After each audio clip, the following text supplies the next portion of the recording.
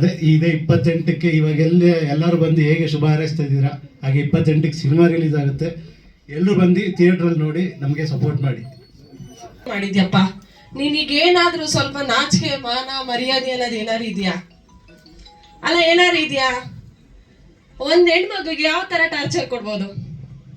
ಹಾ, ನೀನೇನೆ ಯಾವ ತರ ಟಾರ್ಚರ್ ಕೊಡ್ಬೋದು? ಯಾವ ತರ ಟಾರ್ಚರ್ ಕೊಡ್ಬೋದು? ಅಷ್ಟು ಟಾರ್ಚರ್ ಕೊಟ್ಟಿದ್ಯಲ್ಲ, ನಿನಗೆ ಸರಿ ಅನ್ಸುತ್ತಾ?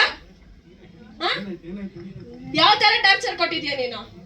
ಒಂದ್ ಹೆಣ್ಮಗಿಗೆ ಯಾವ ರೀತಿ ಟಾರ್ಚರ್ ಕೊಡ್ಬೋದು? ಅಕ್ಕ, ನಿಂಗೆ ಸಿನಿಮಾ ರಿಲೀಸ್ ಆದ್ಮೇಲೆ ಬರಕ್ಕೆ ಟ್ರೈಲರ್ಗೆ ಬಂದ್ಬಿಟ್ಟಿದ್ಯಲ್ಲ ಕೊಟ್ಟಿಲ್ಲ. ಸರಿ ಸರಿ,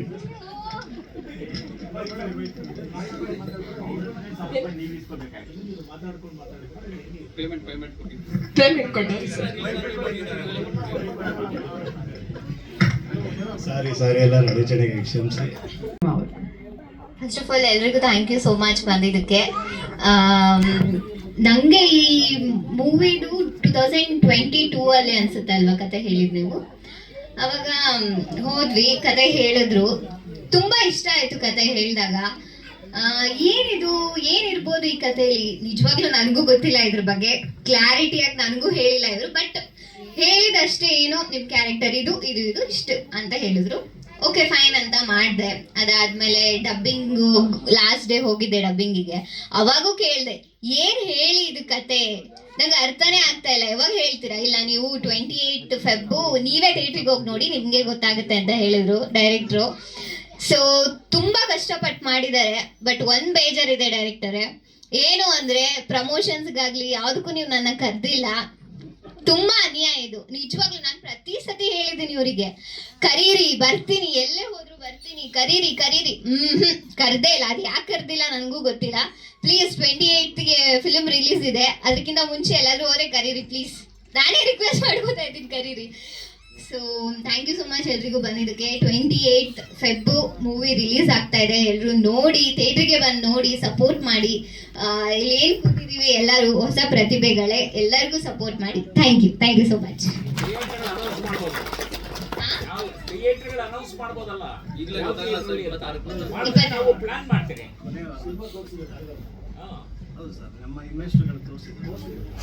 ಎಲ್ಲರೂ ನಿಮ್ಮ ಪ್ರೀತಿ ಪ್ರೋತ್ಸಾಹ ಆಶೀರ್ವಾದದಿಂದ ನಮಗೆ ಬೆಂಬಲ ನೀಡಿ.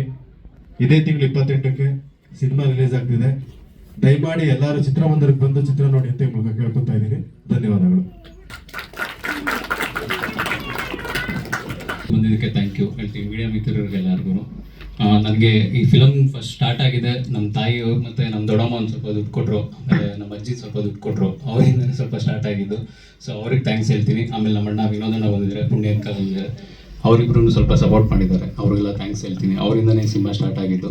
ಅದಾದಮೇಲೆ 400 ಜನ ಕ್ರೌಡ್ ಫಂಡಿಂಗಾಗಿ ಯಾರು ನಮಗೆ ಸಪೋರ್ಟ್ ಮಾಡಿದ್ರು, ಅವ್ರಿಗೆಲ್ಲ ಥ್ಯಾಂಕ್ಸ್ ಹೇಳ್ತೀನಿ. ಅವರು ತುಂಬ ಜನ ಬಂದಿದ್ದಾರೆ.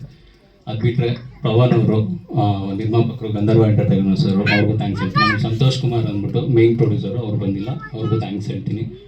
ಸಿನಿಮಾ ಟ್ರೈಲರ್ ನೀವೇ ನೋಡಿದ್ದೀರಾ, ಇದೊಂದು ಸಸ್ಪೆನ್ಸ್ ಥ್ರಿಲ್ಲರ್ ಫಿಲಮು. ಇದುವರೆಗೂ ಯಾವ್ದಾದ್ರು ಸಸ್ಪೆನ್ಸ್ ಥ್ರಿಲ್ಲರ್ ಫಿಲಮ್ ಅಲ್ಲಿ ಹಾಕಿದ್ದೀವಿ ಪೋಸ್ಟ್ರಲ್ಲೇ, ಅದೆಲ್ಲ ಬೆಸ್ಟ್ ಸಸ್ಪೆನ್ಸ್ ಥ್ರಿಲ್ಲರ್ ಫಿಲಮ್ಸು ಕನ್ನಡದಲ್ಲಿ. ಆ ರೇಂಜಿಗೆ ಹೋಗ್ತಾ ಇದ್ರು ನಿಮ್ಗೆ ಅದರಲ್ಲೆಲ್ಲ ಏನು ಟ್ವಿಸ್ಟ್ಗಳಿತ್ತು ಎಂಡಲ್ಲಿ, ಅದೇ ಥರನೇ ಒಂದು ಟ್ವಿಸ್ಟ್ ಇದೆ, ನೀವು ಯಾರು ಎಕ್ಸ್ಪೆಕ್ಟ್ ಮಾಡಿರಲ್ಲ ಆ ಥರ ಇರುತ್ತೆ. ದಯವಿಟ್ಟು 28ಕ್ಕೆ ಥಿಯೇಟ್ರಲ್ಲಿ ಬಂದು ಸಿನಿಮಾ ನೋಡಿ, ಯಾರಿಗೂ ಡಿಸಪಾಯಿಂಟ್ ಮಾಡಲ್ಲ. ಆಮೇಲೆ ಮೇನ್ ಥ್ಯಾಂಕ್ಸ್ ಹೇಳ್ಬೇಕಂದ್ರೆ ಅಂಜನ್ ಮತ್ತು ನಿವಾಸ್, ಅವರಿಬ್ಬರು ಯಾವಾಗಲೂ ಅವರಿಂದನೇ ನನಗೆ ಡೈರೆಕ್ಟ್ ಆಗಿರೋದು, ಅವರು ಇಷ್ಟು ದಿವಸ ಸಪೋರ್ಟ್ ಮಾಡಿದ್ದಕ್ಕೆ ಆಗಿದ್ದು. ಅದು ಬಿಟ್ಟರೆ ಮ್ಯೂಸಿಕ್ ಡೈರೆಕ್ಟರ್ ಇಲ್ಲೇ ಇದ್ದಾರೆ, ಆಮೇಲೆ ಎಡಿಟರ್ ಸರ್ ಇಲ್ಲೇ ಇದ್ದಾರೆ, ಅವರು ತುಂಬ ಸಪೋರ್ಟ್ ಮಾಡಿದ್ದಾರೆ, ಥ್ಯಾಂಕ್ ಯು. ಆಮೇಲೆ ಈಗ ಪ್ರತಿಮಾ ಅವರು ಹೀರೋಯಿನ್ ಆಗಿ ಮಾಡಿದ್ದಾರೆ, ಅವರು ತುಂಬ ಪ್ರಮೋಷನ್ ಎಲ್ಲ ತುಂಬ ಸಪೋರ್ಟ್ ಮಾಡ್ತಾರೆ, ಅವ್ರಿಗೂ ಥ್ಯಾಂಕ್ಸ್ ಹೇಳ್ತೀನಿ. Thank you so much. Cinema ಬಗ್ಗೆ ಹೇಳಬೇಕಂದ್ರೆ ತರ್ಕ, ಇದು ಸಕ್ಸಸ್ ಮೀಟ್ ಯಾಕೆ ಮಾಡ್ತಿದ್ದೀವಿ ಅಂದರೆ ಬ್ಯಾಕ್ಗ್ರೌಂಡ್ ಇಲ್ಲ, ದುಡ್ಡಿಲ್ಲ, ಆಮೇಲೆ ಯಾವುದೇ ಅನುಭವ ಇಲ್ಲ, ಬರೀ 1-2 ಸಿನಿಮಾಗಳಲ್ಲಿ ಸೈಡ್ ಆ್ಯಕ್ಟಿಂಗ್ ಮಾಡಿಕೊಂಡು ಇವ್ರ ಜೊತೆ ಅಸೋಸಿಯೇಟ್ ಆಗಿ ಕೆಲಸ ಮಾಡ್ಕೊಂಡಿದ್ದೆ. ಸಿನಿಮಾ ಮಾಡೋದು ನಮಗೆ ಪ್ಯಾಷನ್, ಅಂದರೆ ಮುಂಚೆಯಿಂದ ಸಿನಿಮಾ ಬಿಟ್ಟರೆ ತಲೆಯಲ್ಲಿ ಬೇರೆ ಏನು ಓಡಲ್ಲ. ಅದಕ್ಕೋಸ್ಕರ ನಾವು ಮಾಡ್ತಿದ್ದ ಕೆಲಸ ಎಲ್ಲ ಬಿಟ್ಟು ಬಂದು ಕೊನೆಗೇನು ಇಲ್ದಂಗೆ ಸಿನಿಮಾ ಇನ್ಸ್ಟಿಟ್ಯೂಟಲ್ಲಿ ಎಲ್ಲರೂ ಫ್ರೆಂಡ್ಸ್ ಆಗಿ ಕೊನೆಗೆ 1-3 ಶಾರ್ಟ್ ಮೂವೀಸ್ ಮಾಡಿಕೊಂಡು ಆಮೇಲೆ ನೆಕ್ಸ್ಟ್ ಸಿನಿಮಾ ಮಾಡೋಣ ಅಂದ್ಬಿಟ್ಟು ಪ್ಲ್ಯಾನ್ ಮಾಡಿದ್ವಿ. ಪ್ಲ್ಯಾನ್ ಮಾಡಿದಾಗ ಮೇಯ್ನ್ ಬರೋದೇ ಬಜೆಟ್ಟು.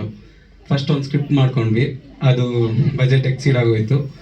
ಆಮೇಲೆ ಮತ್ತೆ ಲೋ ಬಜೆಟಲ್ಲಿ ಇನ್ನೊಂದು ಸ್ಕ್ರಿಪ್ಟ್ ಮಾಡಿಕೊಂಡು ಅದಕ್ಕೆ ಟೈಟ್ಲು ಅಂದರೆ ನಾವು ಸ್ಕ್ರಿಪ್ಟ್ ಮಾಡೋವಾಗ್ಲೇ ತರ್ಕ ಅನ್ನೋ ಟೈಟ್ಲು ಯಾಕೆ ಅಂದರೆ, ಫಸ್ಟ್ ಆಫ್ ಆಲ್ ಈ ಕಂಟೆಂಟ್ ಮಾಡೋವಾಗ ನಾನು ಪುನೀತ್ ಅವ್ರ ಕತೆ ಚಿತ್ರಕಥೆ ಅವ್ರದ್ದೆ, ಬಟ್ ಮತ್ತು ಡೈಲಾಗ್ಸಲ್ಲೆಲ್ಲ ಇಬ್ಬರು ಕೆಲಸ ಮಾಡುವಾಗ ನಮ್ಗನ್ಸಿದ್ದು ಇದು ಅಂದರೆ ಲಾಜಿಕ್ ಎಲ್ಲ ಕತೆಗಳಿಗೂ ಒಂದು ಲಾಜಿಕ್ ಇರುತ್ತೆ. ಆ ಲಾಜಿಕ್ನ ಮೀರಿಸೋವಂಥದ್ದು ಅಂದರೆ ಯಾರಿಗೂ ಊಹೆ ಮಾಡೋಕ್ಕೆ ಸಾಧ್ಯ ಇಲ್ಲದೆ ಇರೋವಂಥ ಒಂದು ಚಿತ್ರಕಥೆ ಸೆಕೆಂಡ್ ಹಾಫಲ್ಲಿ ಬರೆದಿದ್ದಾರೆ ಡೈರೆಕ್ಟ್ರು. ಅದಕ್ಕೋಸ್ಕರ ನಮಗೆ ತರ್ಕ ಅನ್ನೋ ಟೈಟ್ಲು ಸೂಟಬಲ್ ಆಗುತ್ತೆ ಅಂತ ಅಂದ್ಕೊಂಡ್ವಿ. ಆಮೇಲೆ ಆ ಟೈಟ್ಲೇ ಇಟ್ಕೊಳ್ಳೋಣ ಅಂತ ಅಂದ್ಕೊಂಡಿದ್ವಿ, ವರ್ಕಿಂಗ್ ಟೈಟ್ಲಾಗಿ ಇಟ್ಕೊಂಡ್ವಿ. ಆಮೇಲೆ ನಿವಾಸ್ ಅವರು ಕೂಡ ತರ್ಕ ಅನ್ನೋ ಟೈಟ್ಲ್ ಇಡೋಣ ಅಂತ ಅಂದರು. ಹಾಗಾಗಿ ತರ್ಕ ಅನ್ನೋ ಟೈಟ್ಲು ಫೈನಲೈಸ್ ಆಯಿತು.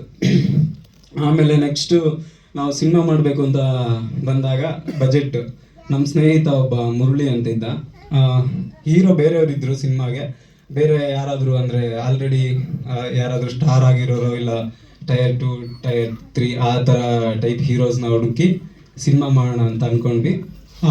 ಬಟ್ ಅವಾಗ ಸ್ಟಾರ್ಟಿಂಗಲ್ಲಿ ನಮ್ಗೆ ಅಷ್ಟು ಸಪೋರ್ಟ್ ಸಿಕ್ಕಿಲ್ಲ. ಆಮೇಲೆ ಕೊನೆಗೆ ಅವನು ಮುರಳಿ ಅಂತ ನಮ್ಮ ಸ್ನೇಹಿತ, ಅವನು ನೀನೇ ಹೀರೋ ಆಗಿ ಮಾಡಿಬಿಡು, ನಮ್ಮ ಫ್ರೆಂಡ್ಸ್ ಎಲ್ಲ ಸೇರಿ ನಾವು ನಮ್ಮ ಕೈಲಾದಷ್ಟು ಇನ್ವೆಸ್ಟ್ ಮಾಡ್ತೀವಿ ಅಂತ ಹೇಳಿ ಅವನೊಂದು ಪ್ಲ್ಯಾನ್ ಕೊಟ್ಟಾಗ ನಮ್ಮದು ಈ ಥರ ಕ್ರೌಡ್ ಫಂಡಿಂಗ್ದು ಪ್ಲ್ಯಾನ್ ಶುರು ಆದಮೇಲೆ ನಾವು ಬಟ್ ನಮ್ಮ ಸ್ನೇಹಿತರು ಯಾರು ಅಷ್ಟೊಂದು ಚೆನ್ನಾಗಿ ರೆಸ್ಪಾಂಡ್ ಮಾಡಲಿಲ್ಲ. ಆಮೇಲೆ ಕ್ರೌಡ್ ಫಂಡಿಂಗ್ ಮಾಡೋದಕ್ಕೆ ಶುರು ಮಾಡಿದ್ವಿ. ಎಲ್ಲ ಕಡೆ ಓಡಾಡಿ ಒಂದು 5,000 ಜನದವರೆಗೂ ತಲುಪಿ ಅದರಲ್ಲಿ ಒಂದು 400 ಜನ ಇನ್ವೆಸ್ಟ್ ಮಾಡಿ ನಮ್ಮನ್ನು ನಂಬಿ ಇಲ್ಲಿ ತನಕ ಕರ್ಕೊಂಬಂದರು. ಎಲ್ರಿಗೂ ತುಂಬ ಹೃದಯದ ಧನ್ಯವಾದಗಳು ಅಂತ. ನನಗೆ ಈ ಪಾತ್ರ ಸಿಗಬೇಕಾದ್ರೆ ಮೇಡಮ್ ಅವರಿಗೆ ರೆಕಮೆಂಡ್ ಮಾಡಿದ್ದು, ಭಾಳ ಸಂತೋಷ. ಅದರಲ್ಲೂ ನನ್ನ ಕ್ಯಾರೆಕ್ಟ್ರು ಮುಸ್ಲಿಂ ಕ್ಯಾರೆಕ್ಟ್ರು. ನಮ್ಮ ಫ್ಯಾಮಿಲಿ ಮುಸ್ಲಿಂ, ನನ್ನ ಮಗಳಲ್ಲಿ ಕೂತಿದ್ದಾಳೆ.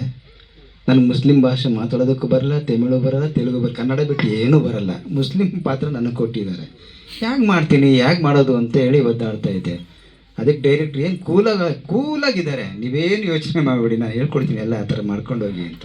ಅವ್ರು ಏನು ಹೇಳ್ಕೊಟ್ರು ನಿರ್ದೇಶಕರು ಆ ಥರ ಮಾಡ್ಕೊಂಡು ಹೋಗಿದ್ದೀನಿ. ನಿಜವಾಗಿ ಈ ತಂಡ ನೋಡಿದ್ರೆ ನನಗೆ ಭಾಳ ಖುಷಿಯಾಗುತ್ತೆ.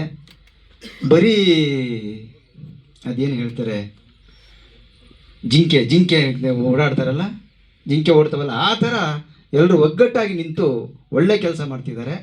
ಫಸ್ಟ್ ಮೊದಲನೇ ಸಿನಿಮಾದಲ್ಲೇ ಇಷ್ಟೊಂದು ಕೆಲಸ ಮಾಡ್ತಿದ್ದಾರೆ. ಇಂಥವ್ರಿಗೆ ಸಪೋರ್ಟ್ ಮಾಡಿದ್ರೆ ಇನ್ನು ಎಲ್ಲೋ ಅವರು ನಿಜವಾಗ್ಲೂ ಮೇಲ್ಕೇರ್ತಾರೆ ಅನ್ನೋ ಭಾವನೆ ನನಗೆ. ಫಸ್ಟ್ ಆಫ್ ಆಲ್ ಪ್ರೆಸ್ ಮತ್ತು ಮೀಡಿಯಾದವ್ರಿಗೆ ನನ್ನ ಹೃದಯಪೂರ್ವಕವಾದ ಧನ್ಯವಾದ. ಯಾಕೆಂದರೆ ನಿಮ್ಮಿಂದ ಇವಾಗ ಈ ಹೊಸಬ್ರ ತಂಡನ ನೀವೇ ಬೆಳೆಸಬೇಕು, ನೀವೇ ಹಾರೈಸಬೇಕು. ಮತ್ತು ನಿಮ್ಮಿಂದ ಇವ್ರದ್ದು ನಾನು ಶಾರ್ಟ್ ಮೂವಿ ಮಾಡಿದ್ದೆ, ಆವಾಗ ನನಗೆ ಗೊತ್ತಾಯಿತು ಅಂದರೆ ಎಷ್ಟು ಚೆನ್ನಾಗಿ ಇವನು ವರ್ಕ್ ಮಾಡ್ತಾರೆ ಅಂತ. ಸೊ ತುಂಬ ಖುಷಿ ಆಯಿತು. ಸೊ ಹಾಗಾಗಿ ಆವಾಗ ಅವ್ರು ಹೇಳಿದರು, ಅಂದರೆ ದೊಡ್ಡ ಮೂವಿ ಮಾಡಬೇಕಿದ್ರೆ ನೀವೇ ಮಾಡಬೇಕು ತಾಯಿ ಪತ್ರನ ಅಂತ. ಖಂಡಿತ ಅಂತ ನಾನು ಮಾತು ಕೊಟ್ಟಿದ್ದೆ. ಹಾಗೆ ಅವರು ನನ್ನ ಕರೆಸ್ಬಿಟ್ಟು ಮಾಡಿಸಿದ್ರು. ತುಂಬ ಖುಷಿ ಆಯಿತು. ಮತ್ತು ತುಂಬ ಕಷ್ಟದಲ್ಲಿ ಅವ್ರು ಮಾಡಬೇಕಿದ್ರೆ ಸ್ಟಾರ್ಟಿಂಗಲ್ಲಿ ಅವರು ತುಂಬ ಹೇಳ್ಕೊಳ್ತಾ ಇದ್ರು, ನಮ್ಮ ಹತ್ರ ಏನೂ ಇಲ್ಲ ನಿಮ್ಗೆ ಕೊಡೋದಕ್ಕೆ, ಆದರೆ ಮನಸ್ಸು ಪೂರ್ವಕವಾಗಿ ನಾವು ನಿಮ್ಮ ಹತ್ರ ಬ್ಲೆಸ್ಸಿಂಗ್ ಕೇಳಿಬಿಟ್ಟು ನಾವು ಸ್ಟಾರ್ಟ್ ಮಾಡ್ತಾ ಇದ್ದೀವಿ ಅಂತ. ಆಮೇಲೆ ನಾನು ಹೇಳಿದೆ, ಇಲ್ಲ ಖಂಡಿತ ಸಕ್ಸಸ್ ಆಗುತ್ತೆ ನೀವು ಮಾಡಿ. ಅಂದರೆ ಸ್ಟಾರ್ಟಿಂಗ್ ಏನಾದರೂ ಒಂದು ಸ್ಟಾರ್ಟ್ ಮಾಡಬೇಕಿದ್ರೆ ಕಷ್ಟ ಇದ್ದೇ ಇರುತ್ತೆ. ಸೊ ತೊಂದರೆ ಇಲ್ಲ, ಮಾಡಿ, ನಾವು ಸಪೋರ್ಟ್ ಮಾಡ್ತೀವಿ ಅಂತ. ಆದರೆ ಅವರು ಏನು ಹೇಳಿದ್ರೋ ಅದಕ್ಕಿಂತ ಜಾಸ್ತಿನೇ ಕೊಟ್ಟಿದ್ದಾರೆ ನಾನು ಕೇಳೋ ಮುಂಚೆನೇ. ಹಾಗಾಗಿ ತುಂಬ ಖುಷಿ ಆಯಿತು. ಮತ್ತು ವರ್ಕ್ ತುಂಬ ಚೆನ್ನಾಗಿ ತೊಗೊಂಡಿದ್ದಾರೆ. ಟೈಮ್ ಒಳಗಡೆ ಅಂದರೆ ಅವ್ರು ಹೇಳಿದ್ದು ಜಾಸ್ತಿ ದಿವಸ, ಆದರೆ ವರ್ಕ್ ತುಂಬ ಕಮ್ಮಿ ದಿವಸದಲ್ಲಿ ಮುಗಿಸಿದ್ರು. ನಿಜವಾಗ್ಲೂ ನನಗೆ ತುಂಬ ಖುಷಿ ಆಗುತ್ತೆ. ಅಂದರೆ ಗ್ರೇಟ್. ಸೊ ತುಂಬ ಖುಷಿ ಆಗ್ತಾ ಇದೆ ಇವತ್ತು ಈ ಸಕ್ಸಸ್ ಮೀಟ್ ಅಂತ ನೀವು ಹೇಳಿದ್ದ ಹಾಗೆ ಸಕ್ಸಸ್ಸೇ. ಯಾತಕ್ಕೆಂದರೆ ಇಷ್ಟು ಜನ ಪ್ರೊಡ್ಯೂಸರ್ಸು ಎಲ್ಲರೂ ಸೇರಿಕೊಂಡು ಇವ್ರಿಗೆ ಸಪೋರ್ಟ್ ಮಾಡಿದ್ದಕ್ಕೆ ಇವರು ಈ ಹಂತಕ್ಕೆ ತಲುಪಿದ್ದಾರೆ. ಇನ್ನು ಇವಾಗ ರಿಲೀಸ್ಗೆ ರೆಡಿ ಆಗಿದೆ, ರಿಲೀಸ್ ಆಗ್ತಾ ಇದೆ. ಹಾಗಾಗಿ ಮತ್ತೆ ನಾನು ವಿಶ್ ಆಲ್ ದ ಬೆಸ್ಟ್, ಒಳ್ಳೇದಾಗಲಿ, ಒಳ್ಳೆ ಸಕ್ಸಸ್ ಸಿಗಲಿ, ಮತ್ತು ಹೀಗೆ ನಿಮ್ಮ ಜರ್ನಿ ಮುಂದೆ ಹೋಗಲಿ ಅಂತ ನಾನು ಜೈ ಭುವನೇಶ್ವರಿ. ನನಗೆ ನೀವು ಸ್ಕ್ರೀನಲ್ಲಿ ನೋಡಿದ 4 ಜನ ವ್ಯಕ್ತಿ ಇದ್ದಾರೆ, ಅವ್ರನ್ನ 2013 ನೋಡ್ತಾ ಇದ್ದೀನಿ. ನಾನು ಅವಾಗಲೇ ಅಂದ್ಕೊಂಡಿದ್ದೆ ಇವರೇನೋ ಮಾಡ್ತಾರೆ ಅಂತ. ಯಾಕಂದರೆ ನಾವು ಎಲ್ಲೇ ಕೂತ್ಕೊಂಡ್ರು ಅವ್ರ ಬಾಯಿನಲ್ಲಿ ಬರ್ತಾ ಇದ್ದು ಬರೀ ಮೂವಿ, ಫಿಲಿಮ್ ಅಷ್ಟೇ. ಯಾವುದೇ ಟಾಪಿಕ್ಕಿಗೆ ಬಂದರು ಮತ್ತೆ ಮೂವಿ. ಊಟಕ್ಕೆ ಹೋಗೋಣ ಅಂತಂದರೆ ಮತ್ತೆ ಅಲ್ಲೇ ಮೂವಿ. ನನಗೊಂದು ಜ್ಞಾಪನಕ್ಕಿದೆ, ಐ ಥಿಂಕ್ ಒಂದು 8-9 ವರ್ಷದಿಂದ ಮಲ್ಲೇಶ್ವರಮಲ್ಲಿ ಹಿಂಗೇನೋ ಮೀಟ್ ಮಾಡೋದಕ್ಕೆ ಕರೆದಿದ್ರು. ಅವಾಗಲೂ ಅಷ್ಟು ಊಟಕ್ಕೆ ಹೋಗೋಣ ಬನ್ನಿ ಅಂದರೆ, ಸರ್ ಒಂದು ಸೀನ್ ಇದೆ ಮಾತಾಡೋಣ ಸರ್ ಅಂತ ಹೇಳ್ತಾರೆ. ಅಂದರೆ they are next level and your guys are achieved seriously. It's a big clap. ಮತ್ತು ಅವತ್ತಿನ ದಿವಸ ತುಂಬ ಕಷ್ಟ, ನಮಗೂ ಗೊತ್ತು ದುಡ್ಡಿಗೆ ಅವ್ರು ಏನೇನು ಮಾಡ್ತಾಯಿದ್ರು ಅಂತೇಳಿ ಅಂತ ನಾವು ನೋಡ್ತಾ ಇದ್ವಿ.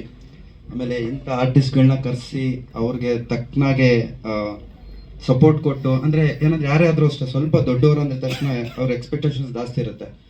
ಇವ್ರಿಗೆ ಅಂದರೆ ಈ ಥರ ಮೂವಿಗಳಿಗೆ ಹೋಗಿ, ಮತ್ತು ಪ್ರತಿಯೊಬ್ಬರೂ ನಾನು ನೋಡ್ದಂಗೆ 7 ಗಂಟೆ ಅಂದರೆ 7 ಗಂಟೆ 7:30 ಶೂಟಿಂಗಲ್ಲಿ ಇರೋರು. ಎಂಥ ದೊಡ್ಡ ಆರ್ಟಿಸ್ಟ್ಗಳಾದ್ರು ನಾನು ನೋಡಿದ್ದೀನಿ. 2-3 ದಿವಸ ನಾನು ಬಂದಿದ್ದೆ ಶೂಟಿಂಗಿಗೆ ಬೆಳಿಗ್ಗೆ ಹೊತ್ತು. ಯಾಕಂದೆಲ್ಲ ನಂದು ಸೆಕೆಂಡ್ ಶೂಟೇ ಎತ್ತಿದ್ದು ಮಧ್ಯಾಹ್ನ ಸಾಯಂಕಾಲ. ಬಟ್ ಬೆಳಿಗ್ಗೆ 7:30 ಬರೋಷ್ಟೊಂದು ನನಗಿಂತ ಮುಂಚೆ ಎಲ್ಲ ಇರ್ತಾಯಿದ್ರು. ಇವ್ರುಗಳಿಗೂ ತುಂಬ ಹ್ಯಾಟ್ಸ್ ಆಫ್. ಯಾಕಂದರೆ ಇಂಥ ಆರ್ಟಿಸ್ಟ್ಗಳು ಸಪೋರ್ಟ್ ಮಾಡೋದಕ್ಕೆ ಇವತ್ತು ಸ್ಕ್ರೀನ್ ಮೇಲೆ ಎಲ್ಲರೂ ಇರೋದಕ್ಕೆ ಸಾಧ್ಯ. ನೀವೇನೇ ಮಾಡಿದ್ರೂ ಮುಂದೆ ಬರ್ತಿರೋಂಥ ಮೂವಿಗೆ ಒಳ್ಳೆ ಯಶಸ್ಸು ಬರಲಿ, ನಿಮ್ಗೊಂದು ಒಳ್ಳೆ ಹೆಸರಾಗಲಿ.